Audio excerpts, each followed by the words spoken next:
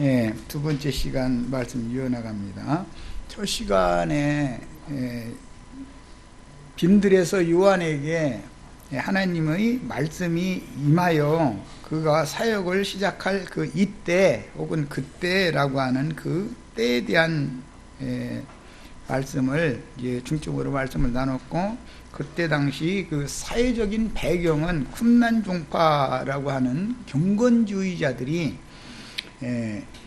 그 들판에서 막 살아가는 그런 짐승의 방불하게 그렇게 아주 문화권에 있는 사람이 볼 때는 아주 비참한 생활을 하는 거죠. 이 세상 모든 것들을 이게 버리고 그런 생활을 하고 있는 때였었고, 유대인들의 신앙이라고 하는 것은 주 여호와의 날에 주님이 임하실 때는 반드시 그분이 성전으로 오신다라는 것을 알고 있었기 때문에 헬라가 무너뜨린 성전을 다시 재건해서 세우면 그 성전으로 주님이 오실 것이라고 철두철미하게 믿었어요. 이것을 이제 영적으로 주님이 오셔서 그들의 생각을 교정해 주는 거예요. 말라기 선지자가 예언한 그 성전이라고 하는 것은 바로 나다. 너희가 이 성전을 헐어라. 이제 이렇게 선포를 딱 해버리는 거예요. 예수를 죽일 때까지 그게 빌미가 되죠. 성전을 무너뜨리고 사흘에 세우는 자여, 네가 그리스도이면 십자가에서 내려와 봐라.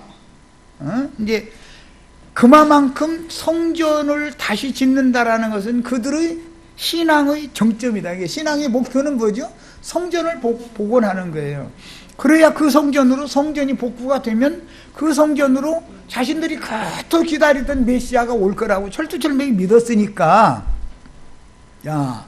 그래서 기본적으로 물질적인 성전이 무너지지 않으면 참 성전이 세워질 수가 없다라는 인식이 모세와 엘리야의 영과 능력으로 보냄받은 요한 때까지는 사람들에게 이해가 없었다 이거예요. 성전이라는 것은 예수님을 말한다, 메시아 자신이 성전이다, 이런 이해가 없었던 거예요. 그러다 보니까 그들은 어떻게든지 해서 성전만 세우기를 바라니까, 그때 마침 헤롯이라는 사람이 로마에 가서 신문명도 공부도 하고 로마 유학을 온 사람이니까 로마의 황제에게 재가를 받아가지고 로마의 지원을 받아서 로마가 이스라엘 나라를, 헬라를 무너뜨리고 이스라엘 나라를 정령해서 다스리려면 이스라엘 사람들이 민심을 하나로 모아야 되잖아요, 로마가. 그러면 어떻게 하면 되느냐를 로마 황제가 물으니까 방법은 딱 하나입니다. 이 이스라엘 사람들이라는 것은 지금 메시아의 때를 기다리는데, 메시아의 때가 되려면 성전이 재건돼야 됩니다. 그래? 그러면 돈이 얼마나 드는데? 그러니까 얼마를 지원을 해줄 테니까 네가 그걸 착공을 해서 시작을 해라 해가지고 헤롯이라는 사람이 성전을 다시 세우기 시작해서 그때 당시가 40년이 넘도록 공사를 계속 하던 때였었어요. 그런데 이제 부속 건물만 지금 공사가 보충을 해야 되는, 이제 오늘날 건물 다 짓고 미장 이런 것만 조금 남고 나머지는 일단은 뼈대 세워지고 다 제단 세워지고 다 해서 제사를 할 수 있도록 다 되었던 시대예요. 문자대로도 예수님이 예루살렘 성전에 들어가시면 문자대로도 그게 그대로 딱 응하는 거죠, 지금. 응하는 거예요. 그런데 그래서 예수님이 갈릴리의 가버나움에서부터 사역을 시작했지만 실제적으로는 예루살렘에 들어가는 것이 목적이었단 말이야. 그런데 예루살렘에는 이미 헤롯의 왕궁과 대제사장의 집무실이 예루살렘 성전에, 예루살렘의 왕궁에 다 있기 때문에 메시아께서는 왕중의 왕으로 오셨고 대제사장으로 오셨지만 머리 둘 것이 없는 거예요. 엉뚱한 놈들이 다 차지하고 있으니까 비끼려고도 않고. 그러니까 이것이 뭐예요? 주님은 이와 같이 도적같이 오신다라는 말을 이해시키려고 지금 얘기하는 거예요. 어떻게 오시느냐 이거예요. 말씀은 한 말씀이라도 땅에 떨어져요? 다 이루어져요? 반드시 다 이루어져요. 반드시 다 이루어지지만 실제적으로 이루어져도 사람들은 성경은 잘 알지만 그 사실이 믿어져요? 안 믿어져요? 영으로 깨달아져야 믿는 것이지 머릿속으로는 알고 역사적으로 지금 현재 이루어지고 있어도 안 믿는다 이거예요. 자, 그럼 그때 사람들만 그랬으면 나도한 형제가 오늘날 이런 얘기 할 필요가 없죠. 기독교가 그렇게 고대하는 예수님이 만약에 세계에서 제일 큰 예배당의 당회장 목사님을 통해서 온다 그러면 사람들이 많이 몰려갈 수가 있어요.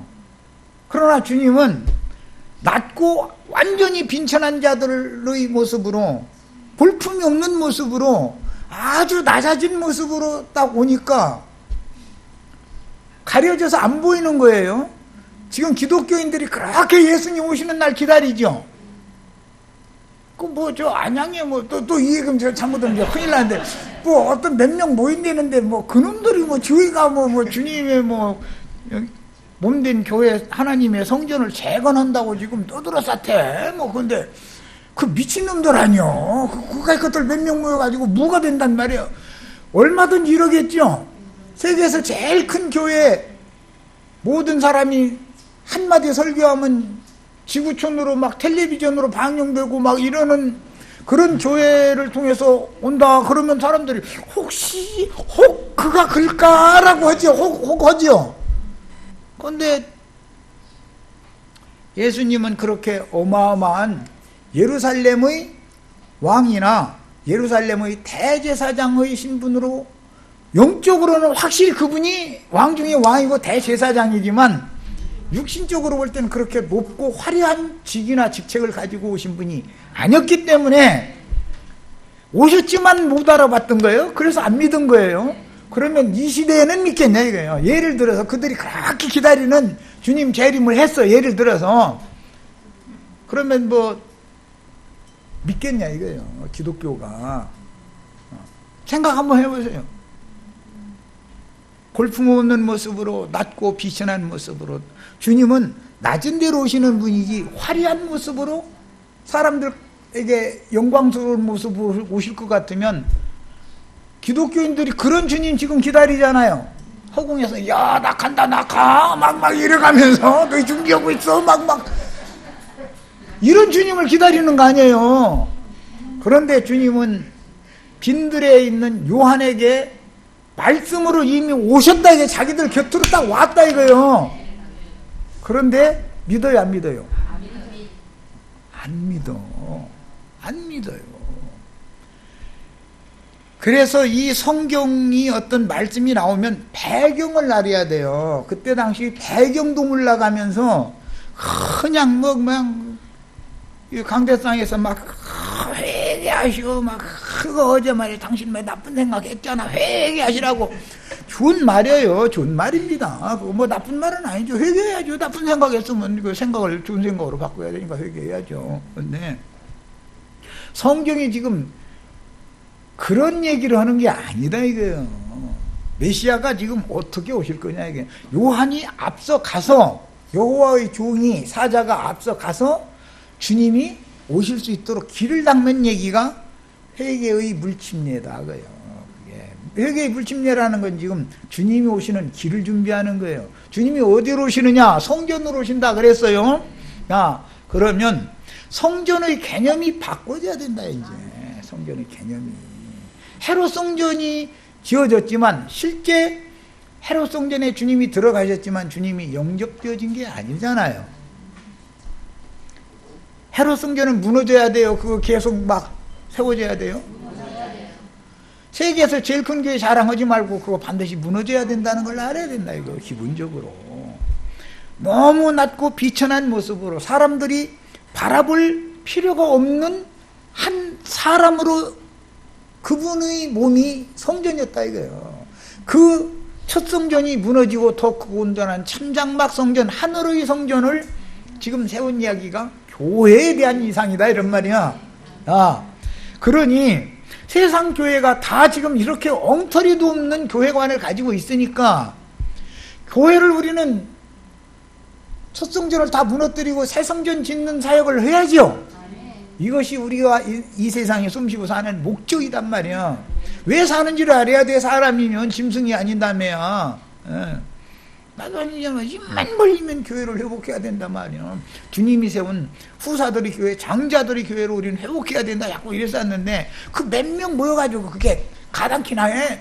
이렇게 생각하면 벌써 들을 기가 없는 사람 때문에 안 되는 거예요. 그 사람들한테 누가 뭔 얘기하면은 자꾸 이미 이렇게 꼬아진 상태에서 틀어진 상태에서 듣는데 트집이나 잡으려고 그러지 한번 들어보자 할 사람이 과연 몇이나 있겠냐 이거예요. 그래서 그때 당시 마태복음 3장 이제 2장 마태복음 2장 3절을 우선 읽습니다. 2장 3절 헤롯 왕과 온 예루살렘이 듣고 소동을 했다. 메시아가 왔다라는 말을 헤롯도 들었고 온 예루살렘이 들었다는 거잖아요. 예루살렘은 지명이고 성이름인데 예루살렘 쥐가 달렸어요? 이런 거 보고 뭐라고 그러냐? 성경에서는 의인화한다. 그래, 의인화한다. 지명과 인명이 동격으로 나오는 수가 있다 이거예요. 그건 구약 성경 강론할 때 내가 많이 얘기했죠. 어떤 지역을 어떤 왕이 정복을 했다가 또 그 지역 이름이 또 바꿔져 버려. 다음 정복자 이름으로 또 바꿔져. 그래서 인명과 지명이 함께 나오는 경우가 상당히 많아요. 자, 마태복음 23장 37절도 읽습니다. 마태복음 23장 37절.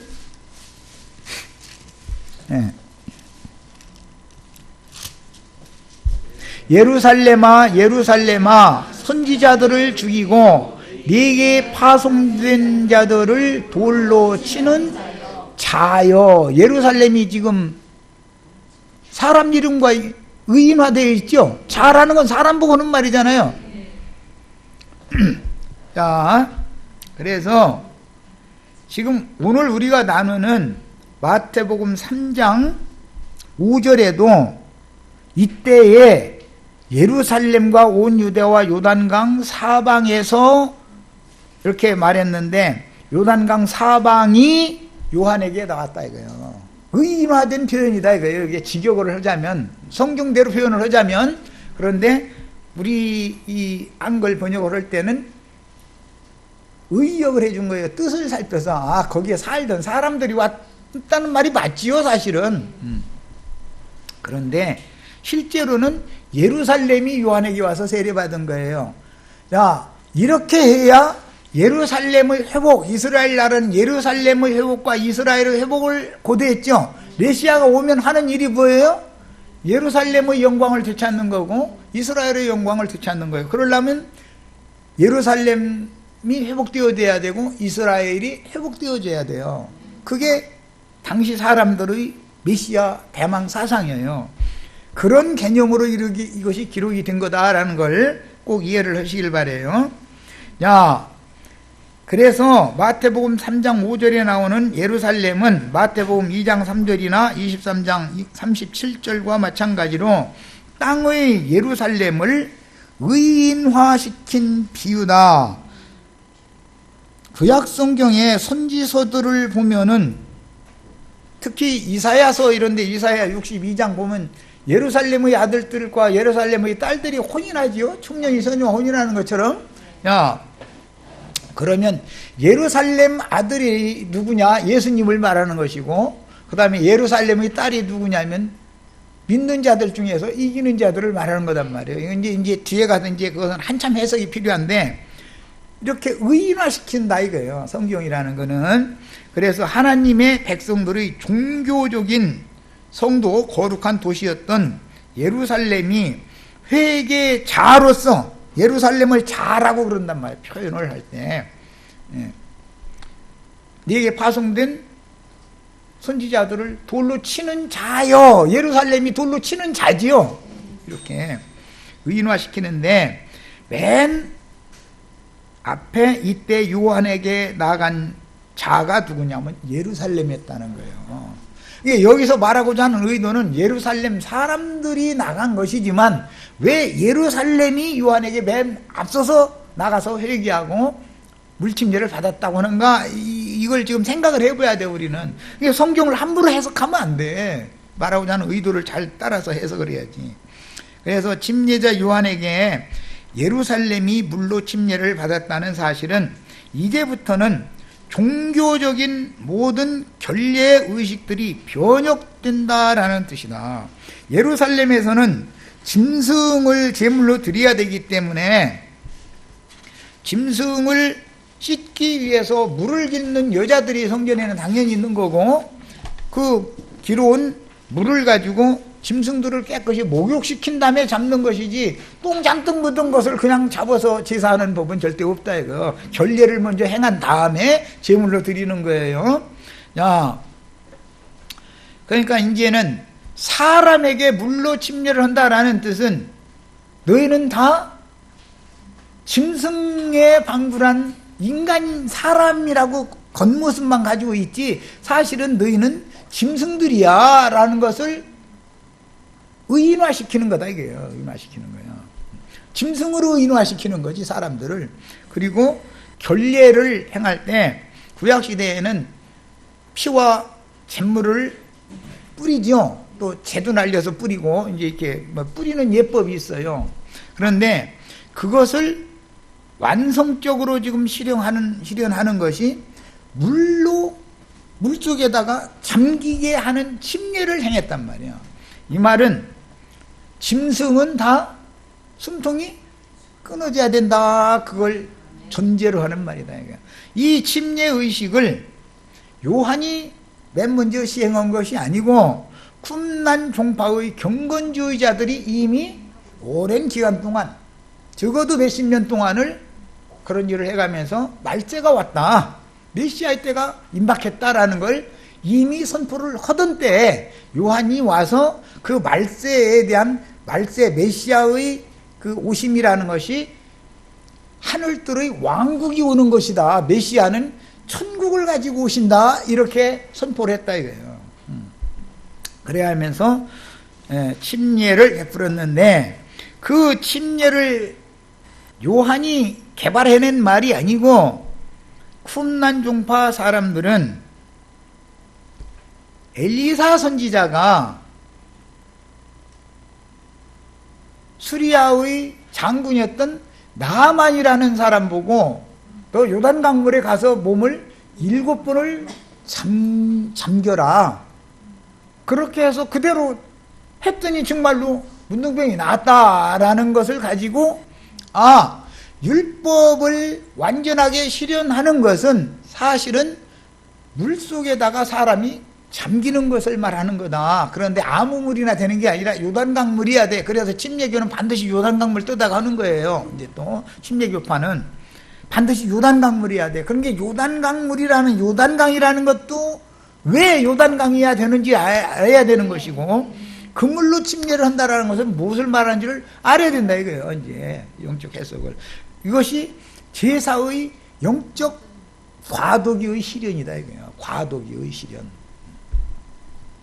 자, 그러므로 세상의 이스라엘 왕국 수도인 지금 있는 예루살렘 시대는 끝나고 위에 있는 예루살렘 시대로 전환되는 메시아 왕국의 도성에 대한 이상이 밝아져야 된다. 이게 가장 밝은 사람이 갈라디아서를 쓴 바울이나 히브리서를 쓴 사도죠. 선지자죠. 갈라디아서에 보면 사라가 위에 있는 예루살렘이며 우리 신약에 믿는 이들이 어머니다 그랬고, 히브리서에 보면 너희가 이른 것은 하늘의 예루살렘에 너희가 이르렀다 이랬어요. 야, 그러면 이게 기독교인들에게 이게 지금 이해가 되어지는 말이겠냐 그런 말이에요. 이것을 약간 이렇게 눈을 뜰 듯 말 듯 이렇게 한 사람들이 하나님의 교회 사람들이죠. 사람들이 어머니 하나님이 위에 있는 예루살렘이니까 어머니 하나님을 믿어야 구원받는다. 이제 또 잃어버리는 거예요, 이제 또. 아니, 그럼 할아버지 하나님 믿으면 구원 못 받아? 고조부, 고조모 믿으면 구원 못 받는 거예요? 그거 어떻게 라는 거예요? 이마만큼 하나님은 어떤 말씀을 어디에서 너는 여기까지 하고서 딱 거기다 너 여기 이제 그만 더 나가면 안 돼요. 이렇게 하시는 분인 거다, 이거야. 그런데 그 하나님의 교회 위에 있는 예루살렘 어머니라는 것까지, 그것을 교회라는 것은 어머니다라는 것까지도 봤다면 기독교인들이 생각보다는 너무 많이 깨달은 거죠. 기독교인들이 교회가 어머니다 그러면 저 예배당 건물이 그 교회라고 생각하고 있는데 벽돌집이 어머니다 그러면 이해가 되겠어요? 안 되지. 그러면 우리가 지금 말하는, 성경이 말하는 위에 있는 예루살렘 아브라함의 아내인 사레, 우리의 어머니라고 하는 관념과 하나님의 교회라고 하는 데서 말하는 어머니라고 하는 관념이 뭐가 다르죠? 그들은 한 여자가 아무개라는 사람의 첩이죠? 그 여자가 어머니 하나님이라고 지금 주장하는 거고, 우리는 장자들의 교회를 우리들의 어머니라고 하는 거니까 이것은 벌써 완전히 다르죠? 예. 야, 이처럼 한 시대가 전환되는 메시아 왕국의 도성에 대한 이상이 밝아져야 하는데, 돌아온 무리들이라도 바벨론에서 회복된 무리가 있었지만 10분의 1에 해당하는 돌아온 무리만 제비 뽑혀져 가지고 신의 도성인 예루살렘에 거하고 나머지 9분은 성 밖의 백성들이 되었죠. 그러면 이제 성 밖에 있는 자라는 얘기가 성 안에 들어간 권세를 받은 자라는 얘기가 뭔 얘기인지가 이제 답이 나오죠. 그리고 온 유대와 요단강 사방에서 다 그에게 나왔다라는 사실은 그 당시 이스라엘 백성들 중에 세상에 대한 소망도 끊어지고 종교적인 절망감에 빠졌던 자들의 여러와 같은 환대를 받으며 요한의 외침이 번져나갔다는 것이다. 예, 요한을 그 백성들이 하나님이 보낸 선지자라고 믿었다는 거잖아요. 그래서 헤롯이 죽이고 싶어도 못 죽였다는 거잖아요. 그런 거예요. 그러니까 쿰난 종파에 속한 많은 사람들이 그럴싸한 말들을 앞에서 다 했지만 또 심려를 주는 것도 실행을 했어요. 그게 했지만 그들에게 하나님의 말씀이 임한 게 아니라 한 사람 요한에게 임했었고, 요한이 하는 말을 들어보니까 그들이 가르친 거는 뭐가 달라도 다른 것이 있었기 때문에 요한에게는 이제 쿰난 종파의 경건주의자들을 추종하던 사람들이 요한에게 온 것이지, 세속 사람이고 아이 죽어봐야 알지 이 세상에서 잘 먹고 살 자는 것이 문제지 무슨 말 같지 않은 소리야, 이렇게 관심이 없는 사람들 요한에게 올 필요가 있어요, 없어요? 안 오는 거죠. 배경이 이런 거예요. 그 당시 사회의 빈부격차와 소외계층의 불만과 세상에 대한 소망을 가질 수 없는 사회적인 여건들이 많은 사람들에게 예언된 메시아의 왕국 도래를 간절히 찾고 찾을 수밖에 없는 환경으로 사회상이 그렇게 조성이 되어 있었다. 하나님이 오시려면 모든 것을 다 준비를 다 하시는 거죠. 그러니까. 자, 마태복음 이제 3장 6절로 갑니다. 자기들의 죄를 자복하고 요단강에서 그에게 세례를 받았다라는 건, 그에게라는 말은 요한에게를 말하는 거고, 아무 강이나 가서 세례를 받는 게 아니라 반드시 요단강에 가서 세례를 받아야 되는 거예요. 자, 이는 세상에 대한 소망을 잃은 백성들이 자기들이 범한 죄과들을 조목조목 고백하며 뉘우쳤음을 의미하는데, 많은 이들이 율법에 정한 범죄들을 고하면서 용서를 구했다는 뜻이다. 그러니까 이때는 첫 언약 때 범한 죄과들을 고백했다 그 말이죠. 이건 전부 이스라엘 사람들이기 때문에 예루살렘이나 온 유대나 요단강 사방에 있는 사람들이 다 혈통적인 아브람 자손들이죠. 그러니까 이 사람들은 다 첫 언약을 이미 받은 사람들이죠. 자, 그런데 첫 언약 계명을 열심히 지켰지만 하나님께 연락이 되지 않았다라는 뜻이단 말이에요. 야, 첫 언약 때 범한 범죄들의 고백은 율법에 규정된 갖가지 범죄 행위들을 자백하며 토설하고 나서 요한에게 안수를 받는 물침례 의식을 행했다, 받았다 그런 뜻이란 말이에요. 그런데 물침례는 오늘날 목사님들이 할 때는 한 번만 이렇게 하지만 사실은 7번을 이렇게 해야 되는 것이죠. 그게 이 인간에게 주어진 이 목숨이라는 게 쉽게 끊어져요? 잘 안 끊어져요? 물을 마셔도 배가 뽕뽕하게 해줄 때까지 물을 마셔야 죽지, 안 그러면 안 죽어. 이거 한 번 이렇게 했더니 다 죽었다 그러면 참 좋은데 나 보니까 그게 안 되더라고. 잘 안 돼. 그게 아주 7번을 물을 먹여 그냥 막 배가 뽕뽕해질 때까지.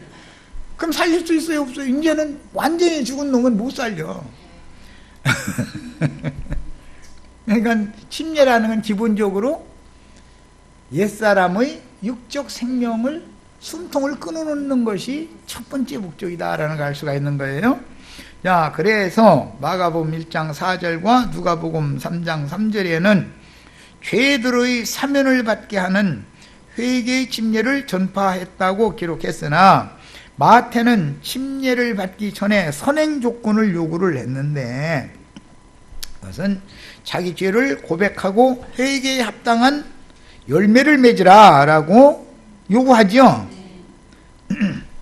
하였으니 그 당시의 사회상이 얼마나 부정부패가 만연하고 도덕적인 범죄가 보편화되어 어둠의 세상이 온 세상을 뒤덮고 있었는지를 짐작할 수 있습니다. 언제나 그런 어둠이 온 세상을 뒤덮으면은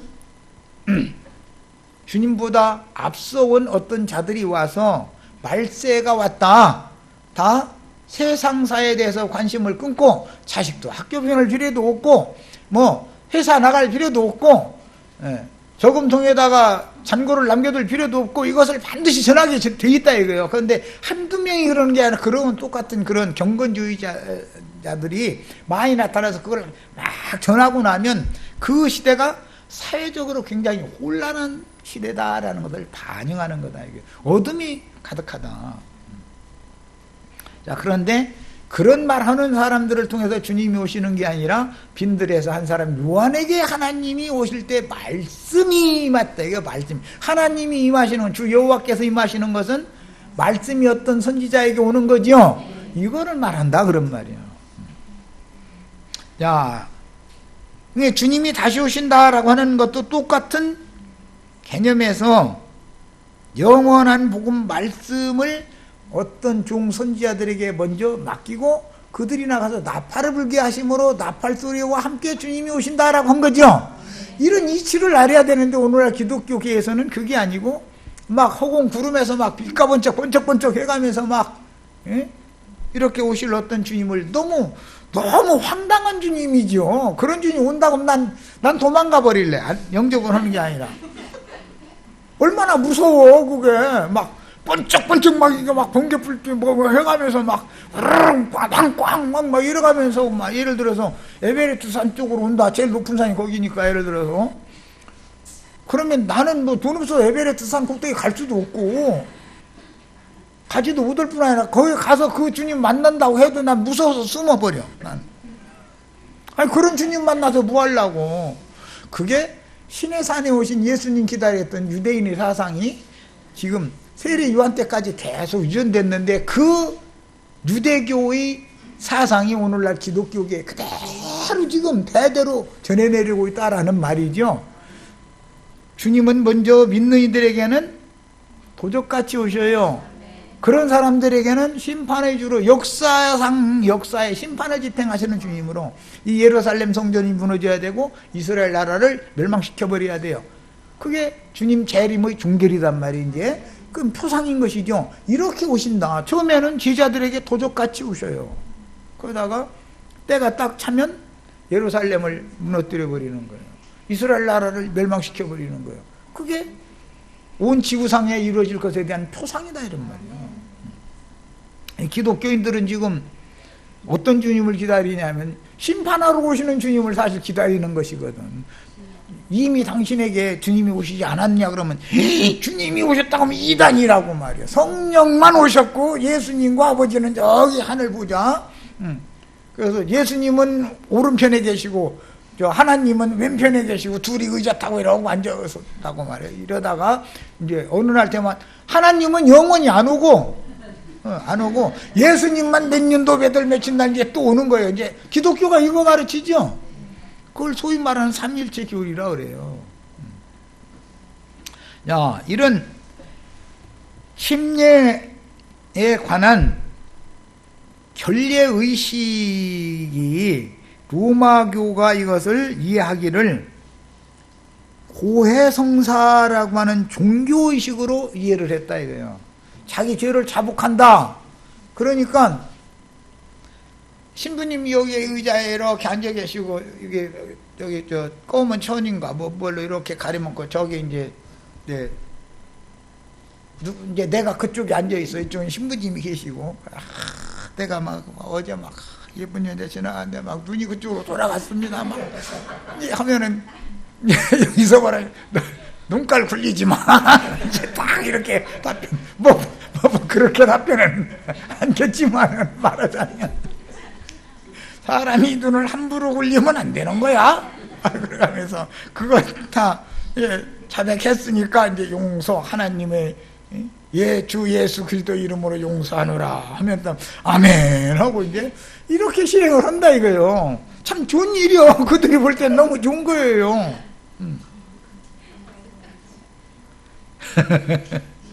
개신교단들은 또 침례의식을 위해서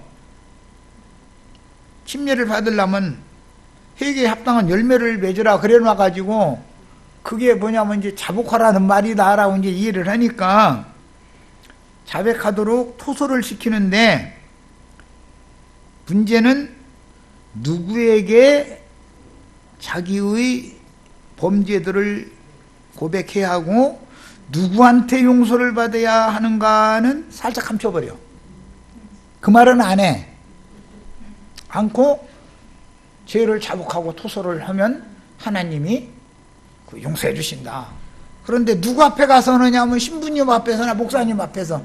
목사님은 예배당 성도들의 지난 과거에 대해서 모르는 게 없어. 빠삭하게. 그러니까 뭐냐 칼자루가 이제 넘어가는 거죠. 예.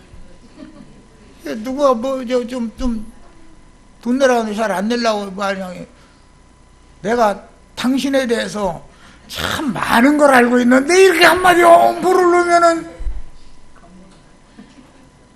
그게 세상 나라가 정치인들이 써먹는 술법 똑같은 짓이죠. 칼자루는 주님이 쥐어야 되는데 목사님이나 신부님한테 칼자루를 넘겨줘버려. 자, 그래가면서 성경 구절을 또 딱 갖다 대. 요한일서 1장 9절에 뭐라 됐냐면 만일 우리가 우리 죄를 자백하면 그는 미쁘시고 의로우사 우리 죄를 사하시며 우리를 모든 불의에서 깨끗게 하실 것이고. 이게 성경이 진짜 맞는 말이죠. 너무 맞죠. 그런데 여기서 제일 중요한 거는 그는 미쁘시고 의로우사인데 신부님이 미쁘시고 의로운 게 아니죠. 목사님이 미쁘시고 의로운 게 아니죠. 여기서 말하는 그는이라는 예수님을 말한 건데 지금 요것을 살살 감춰버려. 다른 것 다 그냥 실행을 하는데 참 좋은 얘기예요. 침례식 하기 전에는 말이야. 당신 말이야. 지난 과거에 본 죄가 있으면 다 토설하고 자백해야 된다고 뭔가 속에다가 그런 걸 이게 품어놓고 이걸 털어내놓지 않고 침례를 받아야 하나님이 당신을 나보지 않는다고 그러면 막 이제 막 생각을 해야 되잖아요. 막 이제 그 앞에서 막 내가 막 이제 제일 어릴 때 막 친구를 하고 막 뭔가 그냥 막 뺏어 먹었다 또 뭐야 막 이런 것부터 시작해서 다 하라고 하니까 하나하나 낱낱이 그거 안 당해오신 분들이 이제 잘 실감이 안 나는가 봐. 그러면 막 다 그 생각을 해내야 되는 거예요. 그러고 최근에 막 장가를 들어가지고 말이야 아내 사랑한다고 했는데 입에 붙은 소리고 말이야 내가 막 그 아내가 막 하는 거 보니까 막 열불이 터져서 막 내가 주먹질 냈습니다. 막 이제 못 하는 소리 없이 다 하는 거예요. 이제 막 그러면 다 듣고 있다가 잘 자란 건 버리고 목사가 하는 것은 이제 그냥 세상 말로 꼼짝 못하게 할 만한 한두 가지를 딱 머릿속에 입력을 해버리죠. 그러고서는 그 자리에서는 이 말씀대로 용서받았다 이렇게 선포를 한단 말이에요. 성경 가지고 해주니까 그러면 안심이 돼. 이제 용서받았다고 하니까 얼마나 좋아. 그런데 이게 약점이 목사님한테 약점 잡히는 일인 줄은 생각도 않고 있는 거예요 지금. 얼마나 성경을 오해해서 해석하면은 얼마나 엉뚱한 짓을 하는지를 지금 보여주려고 얘기하는 거예요. 자, 이 말씀을 적용할 때는 물침례 의식으로 적용할 때 누구에게 우리의 죄들을 구할 것이며 누가 우리의 지난 죄들을 사하시고 모든 불의에서 깨끗하게 해주실 수 있는가. 이 문제가 더 중요하죠. 라는 문제를 명확하게 해야 한다. 그런데 이런 것에 대해서 가르치지를 않아. 그리고 성경 구절을 또 이렇게 그냥 딱 갖다 읽으니까 같이 읽고 보면은 이 목사님 앞에서 해가지고 목사님이 하나님의 대리자니까 목사님한테 네 모든 죄를 용서하셨느니라 소리 들으면 막 마음이 뭔가 편안해져. 이런 것은 거듭나는 문제도 또 마찬가지예요. 당신 거듭났습니까? 막 이제 우리 여기 앉아 계신 분이 그런 거 많이 하고 댕긴 분이거든. 당신은 죄산 받고 거듭난 사실이 있습니까? 막 이러면은 거듭났다 그러면 거듭난 증거를 세우시라고 몇 년도 몇 월 며칠 날 몇 분 몇 초에 어떻게 구원을 거듭났는지 한번 증거를 세우시라고 그러면 무대 말을 못해. 그러면 뭐라고 당신 거듭난 거 아니지 않냐고 막 이러면 그럼 어떻게 거듭나고 싶으니까 이제 그러면 이제 막 자기네들이 이제 그 히브리서 10장 이제 거기 이제 그 다음에 그 구절로 딱 넘어가는 거야 아마 이제 이렇게 그들이 레파토리가 있거든. 그래가지고 그걸 딱 해가면서 한 번에 하나님께서 말 이렇게 예수님께서 제사를 영원히 완전케 해놓으셨는데 이 사실이 믿으시느냐고 이러면 그런 구절이 있는지도 몰랐네 대부분. 그러면 이제 그때 믿는다고 하면은 됐다고 이제 거듭났다고 침례시고자 이제 이러거든. 허기야 뭐 이거 뭐 남 얘기할 것 없이 내가 그러고 댕겼는데 그러면은 그 침례를 받은 사람으로 봐서는 난 죄산 받고 거듭났다고 해서 침례까지 했으니까 마음이 평안하잖아요. 그러니까 이것은 사람이 구원자로 둔갑해 버리는 얘기다 이런 말이야. 사람이 그 누구도 사람으로서 누구의 은밀한 범죄들을 자백받고 용서받을 수 있는 권위는 없다. 이것을 기본적으로 알아야 돼. 미쁘시고 의로운 분은 예수님 한 분밖에 없다. 사람이 미쁘고 의로운 자는 인간이 없다라는 것이 기본적으로 이걸 가르쳐야 되기 때문에 신부라 할지라도 목사라 할지라도 그가 죄를 사해 줄 수 있는 권세를 가진 자는 아니다라는 것을 기본적으로 가르쳐야 되는 거거든. 그 다음에 오직 한 분의 하나님만 인간들의 은밀한 범죄들을 자백받고 용서하실 수 있는 분이다. 이것이 이제 다윗의 시에 이게 이제 한 두어 번 나오는데 대표적으로 10편 51편 4절을 인용을 했습니다. 자, 그거 읽어봅니다. 내가 주께만 범죄하여. 여기서 죽게만 할 때는 다윗이 사람들한테는 범죄 안 했습니까? 우리가 알기로는 사람한테 자기 정권을 지켜주는 장수였던 전방부대의 장수였던 우리아라는 사람 살인까지 저질렀죠. 아니, 사람한테 죄를 저질러 놓고 나서는 고백할 때는 난 주님한테만 죄졌어. 나 잃어버리면 지금 다윗은 이게 거짓말쟁이죠. 다윗같이 센 거짓말 해가면서 억지 부리는 말이 없잖아요. 나는 주님께만 범죄했습니다 이러는 거예요. 사실은 범죄는 사람들한테 한 사실이 한두 가지가 아니거든. 이런 신앙 고백을 하는 다윗은 선지자고 왕이고 대제사장의 영적으로 보면. 그런데 이런 신앙 고백을 하는 이유를 사람들이 너무 모르고 있다 이거예요. 그러니까 신부님한테 와서 고해성사해라, 침례교 목사님한테 와서 지난 죄를 다 자백해라, 토설해라 하면은 이 구절을 딱 암겨고 가시라고 내가 이 구절을 일부 댄 거예요. 이렇게 해놓은 거예요. 난 당신한테 죄 증거는 없다. 나는 오직 주님께만 죄를 졌으니까 나는 누구한테만 자백하고 토설하겠다? 난 주님께만 자백하고 토설할 것이지 난 사람한테 자백하고 토설할 일은 없다. 이것을 진리를 우리가 정확하게 알아야 된다 이거예요.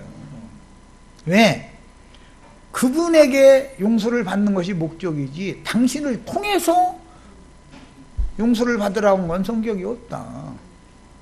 나는 주님께 직접 나가서 주님께 직접 용서받겠다 해야 된다 이런 말이에요. 뭔 말인지 아셨어요? 네. 그러면 직통 계시 받는 날 하나님과 직통으로 교제하느냐고. 네. 나는 성령이 되신 살려주는 영이 되신 주님과 내가 직접 교제를 통해서 주님 앞에 확증적으로 성령께서 인을 쳐주시고 인정해주니 성령이 인정해주는 용서를 받기를 바라지 당신을 통해서 다리 거쳐서 용서를 받는 것을 나는 원치 않는다. 나는 율법시대 사람이 아니다. 주님이 지금 나에게 율법시대는 제사장을 통해서 용서를 받았지만 지금 주님은 제사장 제도라는 것을 폐해버리고 제사 방법을 바꿔버렸기 때문에 주님과 내가 직접 교제를 나누는 것을 주님이 원하신다는 걸 내가 확실히 믿는다. 이렇게 답변하실 수 있어야 된다는 말이에요. 저기 그 어떤 여자 목사 사람 이름은 지금 잘 안 나는데 그 사람은 하여튼 사람들한테 이 죄를 자백하고 토설하라고 해가지고 맞아 신옥주 형제님도 그거 봤구나. 아주 보면은 아주 사람들마다 나와서 마이크 붙잡고 자기 막 어릴 때부터 지금까지 막 살아온 과정 얘기 막 나오는데 그게 집회예요 지금. 이제 딴 때는 막 성경 몇 장 몇 절 막 연결되는 거 해가면서 그거 읽어주는 것이 집회더니 요즘에는 또 이제 죄를 자백하는 것을 이제 한 사람씩 나와서 그거 시키는 게 집회도 많아져. 별짓들 다 해 하여간. 네. 성경에는 용서하실 수 있는 권위는 하나님만 있고 하나님은 내가 자백하기 전에 이미 나의 모든 범죄들을 알고 계시죠. 하나님을 속일 수 없기 때문에 하나님께 네 범죄 사실들을 자백해라 라는 뜻으로 하는 말이지 사람을 통해서 사람에게 자백해라는 말이 아니다라는 거예요. 내가 자백 안 해도 하나님은 이미 다 알고 있죠. 그런데 회개라는 말은 필수적으로 토설하고 자백하는 것이 필수적인 문제다 이거예요. 그런데 너는 하나님을 속일 수 없다라는 걸 알아라 그 말이다라는 말이에요. 그러니까 자백하는 내용은 뭐냐? 이제 대표적으로 몇 가지만 내가 적어 놓은 거예요. 하나님께 집이라고 했는데 하나님께 저지른 피조의 대표적인 경우들이 이제 성경이 말하는 지적하는 바는 첫째는 모든 사람은 다 거짓되다라는 거, 정직하지 않다라는 거. 나같이만 양심 바라는 것은 회개를 않는 사람이죠. 모든 사람이 다 거짓되다. 그러면 그 거짓된 정직하지 못한 사람 중에 나도 하나다. 라는 사실을 맨 먼저 이것을 자백을 해야 돼. 하나님 앞에 가서는. 그 다음에 하나님의 일보다는 세상사의 일들만을 생각하며 살아온 지난 시간들, 하나님께서 나에게 주신 이 아까운 시간을 나는 세상사의 일들만 생각하며 살았습니다. 이걸 자백하라는 거예요. 그 다음에 하나님께서 베풀어 주신 은혜보다 세상에서 가진 자들과 나를 비교하면서 늘 하늘을 원망하고 불평만 하면서 살아온 지난 시간들을 돌이키는, 제일 중요한 거는 어떻게 산 시간들을 돌이키는 거예요. 시간을 회복하는 거예요, 사실은. 그 다음에는 세상을 비판만 하고 비관적으로만 보고 하나님께 나아가서 은혜를 구하려 하지 않고 자기 자신이 자신을 학대해. 그 유대인들의 특징이 이거죠. 막 가슴을 치면서 막 내가 죽일 놈이야, 내가 죽일 년이야. 로마교회 가면 유대교의 신앙 때문에 뭐라고요? 내 탓이요, 내 탓이요, 이렇게 하라는 거잖아요. 이건 누가 그렇게 하는 거죠? 율법에는 문둥이가 늘 입술도 가려가면서 나는 죄인이요, 나는 문둥이요, 나는 문둥이요 라는 그 율법을 로마교회 그대로 하는 거거든. 지금 침례를 받는 목적은 모든 불교의 가장 최고, 그 모든 불교를 대표하는 건 문둥병이잖아요. 죄를 대표하는 건 살인이고, 이렇게 성경에서 어떤 대표성을 지금 기록을 하는 거기 때문에 결례, 정결케 된다라는 말은 많은 부정한 것들이 있어요. 그런데 그걸 대표하는 게 문둥병이에요. 문둥병에서 정결케 되려면 나는 문둥이요, 문둥이요, 이렇게 한 손으로 가려가면 이것을 평생 이렇게 하다 죽어야 돼요. 나 같은 문둥이를 주님께서 깨끗하게 하셨습니다 하고 입을 열고서 공포를 해야 돼요.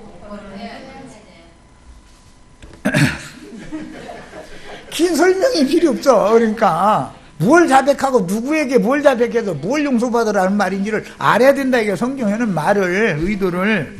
그 다음에 자신을 학대하는 그런 일이 범죄자 하나님 앞에는 예수님께서 모든 죄들을 다 사면해 놓으신, 세상 죄를 다 지고 가셨는데 내 탓이요, 내 탓이요 이러면서 가슴만 계속 두들기면 예수님이 이룬 구속사를 믿는다는 거야, 안 믿는다는 거예요? 그게 가룟유다 신앙이라는 거잖아요. 네가 저지른 그 죄과에 대해서는 네가 책임지지 왜 내한테 갖고 한 대제사장이 율법제사장 앞에 가서는 죄사함을 못 받는다는 것을 대표하는 게 가룟유다 신앙이잖아요. 그게 로마교나 지금 기독교인들이 다 회개하시오라고 자꾸 요구하는 것은 무슨 말이에요? 내 탓이요, 내 탓이요, 나는 아직 문둥병이 낫지 않았어요, 그 말이잖아 지금. 에? 침례는 목적이 뭐예요? 문둥병 고치는 거예요. 문둥병 고치는 거. 나만 장군이 누구라고요? 문둥병자인데 그 문둥병자가 나요, 나. 내가 무슨 장군이냐고 군대 가서 졸병으로 1등병 제대했는데 무슨 놈을 이러시지 말고.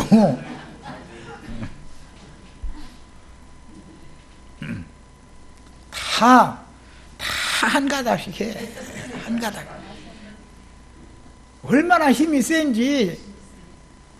하나님도 씨름을 밤새도록 해도 하나님도 넘겨뜨릴 수가 없더라는 거예요. 그러면 그 야곱이 그랬지 나는 안 그런다고. 천만의 말씀이요. 야곱보다 한 수 더 뜨면 더 떴지. 야곱만 묻은 사람은 여기 하나도 없어.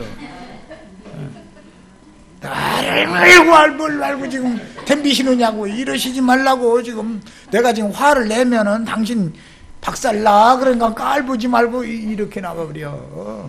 우리 윤에서 순진에 터진데 윤에서 건들면 이게 나와. 속에 다 장군들과 부자들이 이제 계시록에 보면 이제 이랬는데, 내가 무슨 부자냐고. 나 있는 재산 해봐야 뭐 전두환이가 뭐 얼마? 18만 원? 18만 원 밖에 없는데 내가 무슨 부자냐고. 이렇게 나오시면 곤란해. 성경이 말하는 장군이나 부자라는 개념이 뭐냐? 그 마음에 하나님 두는 것을 거부해가면서 세상 사랑하는 마음이 부자라는 뜻이지 돈이 많아서 부자라는 말이 아니야. 다 그러니까 내가 문둥이고 내가 부자, 내가 장군이고 내가 부자죠. 아이고 그럼 나도 침례 받아야 되겠네 이제. 다음 시간 침례식 할 거예요 이제 진짜로 이제. 다 내가 문둥이고 내가 부자이면 침례 받아야 돼. 자기 죄를 자백하고. 그 다음에 네 번째는 육체의 각색 정욕들에게로 이끌려서 살면서 생각을 더럽힌 시간들. 아이 나는 막 늘 건져는 생각만 하지 나는 생각이 더럽힘을 받을 일이 없는 사람이야 내가. 이러면은 침례 안 받아도 돼. 그러시면은 뭐 침례 받을 필요 없죠. 그 아까운 시간을 그렇게 허비한 시간을 되찾아야 된다 이거예요. 하나님께 이것을 기도로 구하고 용서를 구해야 하지만 중요한 것이 또 있어요. 사람 사이에 원수를 맺은 혹은 어떤 사유로 사람과 어떤 촉을 진, 이제 이걸 빚졌다 그러는데 빚 갚을 일이 있는 경우에는 당사자에게 찾아가서 빚을 갚아가면서 화합을 하면 되는 것이다. 사람과의 관계에서는 그 당사자에게 찾아가서 자기 죄를 고하고 갚아야죠. 돈 떼어먹으면 안 되는 거예요. 세상사로 봐도. 그러면 나중에 형편이 좋아졌으면 당연히 가서 갚아야죠. 이건 하나의 예를 드는 거예요. 누구와 뭔가 때문에 서로가 이제 우리나라 말로는 꽁 하고 틀어졌다 그러는데 틀어지게 된 데는 뭔가 해결을 해야 될 빚을 주고받을 이게 일단 채무 관계가 성립이 됐기 때문에 그러는 거 아니야. 이것을 당사자끼리 가서 해결을 해야 되는 얘기다 이거예요. 그런 것이지 신부님이나 목사님을 중간에 끼고 가서 죄를 자백해봐야 실제로 내가 빚을 진 사람은 아내일 수도 있고 남편일 수도 있고 자식 관계일 수도 있고 이웃일 수도 있고 교회 지체일 수도 있는데 아무 상관없는 목사님한테 가서 죄를 자백한다 해서 그게 해결이 되겠냐 그런 말이 얼마나 황당한 짓을 지금 기독교계가 하는지를 보여드리려고 얘기하는 거예요. 두 번째 시간 여기까지 마칩니다.